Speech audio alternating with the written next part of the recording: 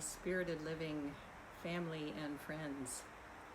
Wonderful to be here with you all. This is Deborah Roth, back again live on a Wednesday afternoon in New York City, and wherever you're watching this, whenever you're watching this, welcome here.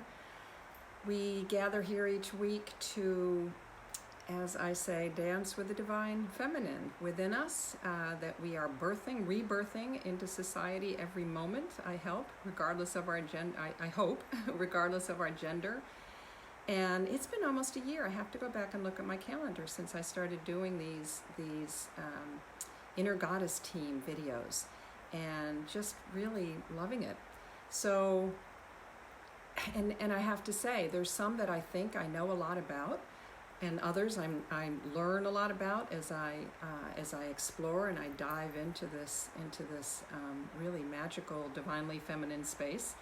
And Mary Magdalene, who is our goddess this week, some of you from a Christian background may not know her as a goddess, but she is, for many of us, the epitome of divinely feminine wisdom in so many levels, and is probably one of the most, and I probably said this about Isis too. I think Isis, Mary of Magdala is another name of her, Mary of Magdalene.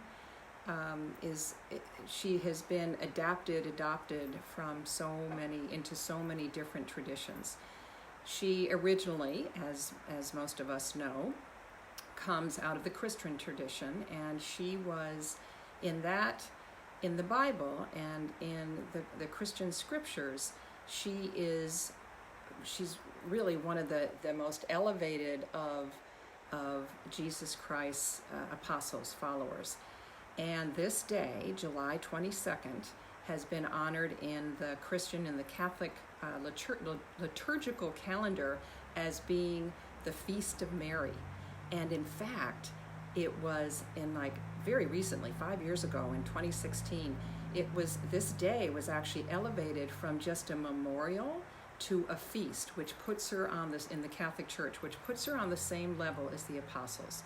So in the scriptures, her story is that she came to Jesus and he dispelled 7 demons from her body and from her soul, and that through that she came to love him dearly and brought many other women into that path. And then how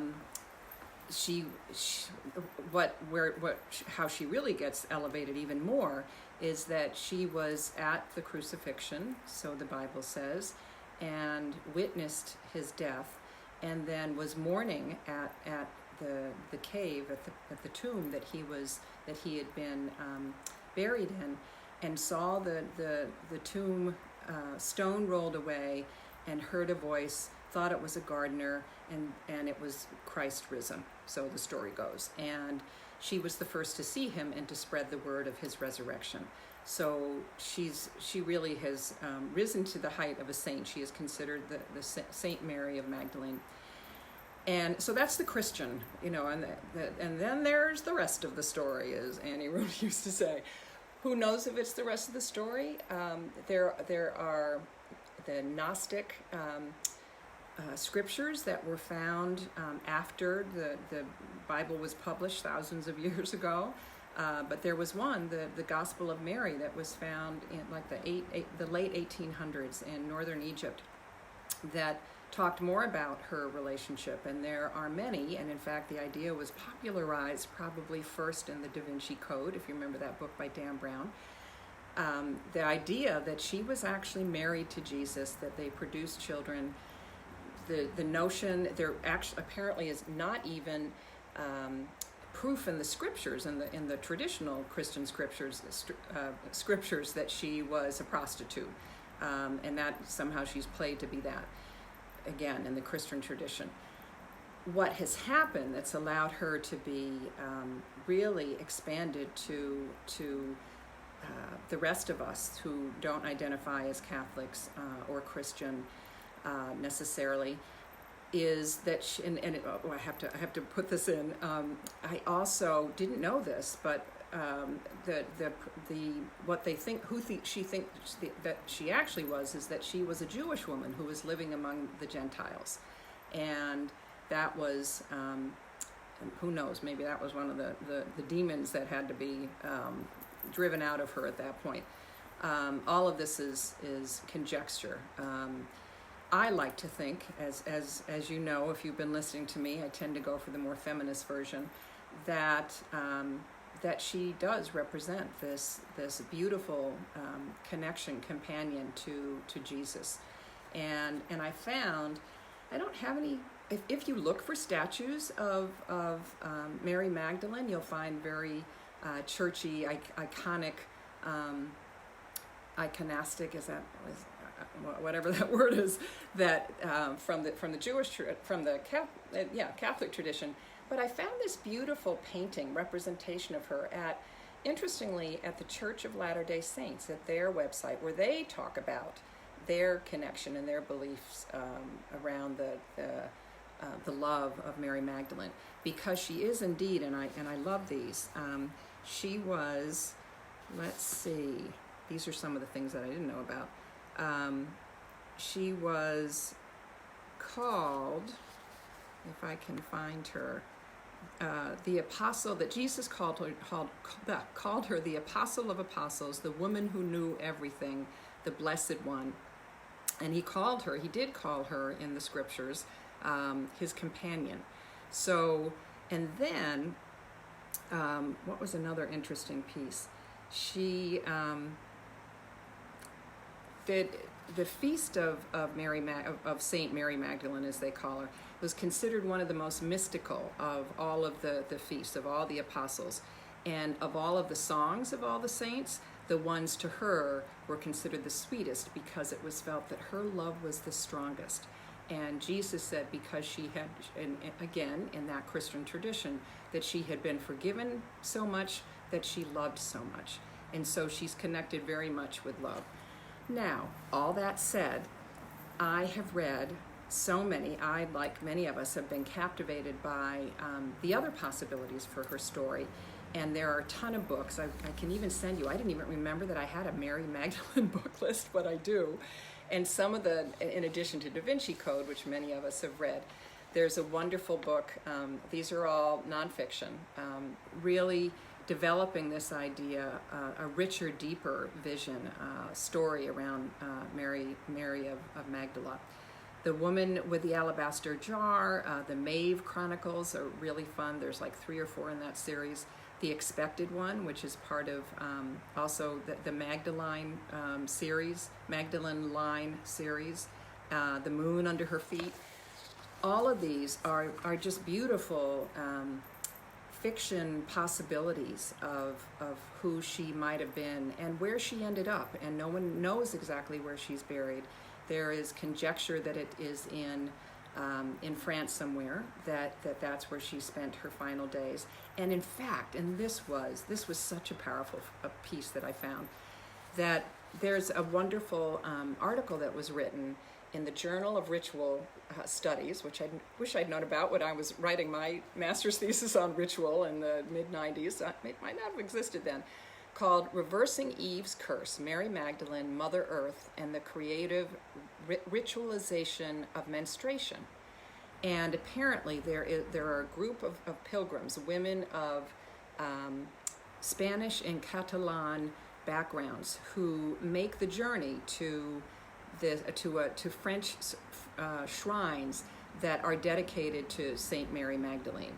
They were all raised as Catholics. They don't identify now as Christians, but what they do is they make offerings of their blood, which in the goddess traditions, in the divinely feminine traditions, in feminist spirituality, our blood is considered to be sacred. It is the giver of life. It's there's all kinds of connection to it, which I'm happy to share sometime. And they see Mary Magdalene as the guardian of menstrual blood, and they advocate, as we've been talking about a feminist reading of Jesus' message. They perform creative rituals to commune with Mother Earth, by offering their menstrual blood to her. And what that does is it allows them to reinterpret their Catholic upbringing in a way that pushes aside some of the negative connotations around body, around sex, around our blood, in effect kind of turning around what most of us women have heard of, our blood referred to as a curse versus a blessing. So that was just, I love that, and I think it's something that's continuing. The article that I read was not that hard, or it was not that old, and the people, the man and woman who wrote it, also analyzed some of these menstrual offering rituals that they performed, and talked about how they really recreated our connection to the divine as a very embodied experience. Much like Julian of Norwich, which I talked about whenever that was, a month or 6 weeks ago, and her embodied spirituality, her body love that she also kind of introduced into the Christian liturgy. So, isn't that just so cool?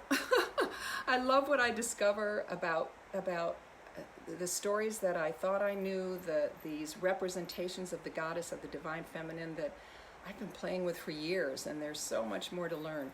So definitely Google her and you'll get a lot. You can certainly reach out to me here, just DM me, go to my website, spiritedliving.com, and I'm happy to give you all kinds of cool resources that I found too. Hey, Janice. So what I thought I would share, what seemed particularly appropriate, the chant for today, is one that I do in circles all the time. It's an elemental chant, but it really speaks to our earth, our blood, all the things that this group of pilgrims that I just described to you talks about. And anybody who's been in circle with me has definitely done this. It has hand motions, so I've done this with kids too, which is very fun. And it goes, earth my body, water my blood, air my breath, and fire my spirit. Earth my body, water my blood, air my breath, and fire my spirit. Earth my body, water my blood, air my breath, and fire my spirit. I don't know any Mary chants. That was as close as I could get. There are some beautiful canons and chants, beautiful liturgical chants, if you want to place them in the background to honor her, to celebrate her on today, her feast day. Now a feast, not a memorial. So thank you for being here with me as I kind of just revel in my new knowledge, and I hope you've had some fun, powerful connections with Mary Magdalene, Mary of Magdala, throughout this journey with me. Have a wonderful week. Enjoy your Feast of Mary today, and we'll see you next time. Namaste.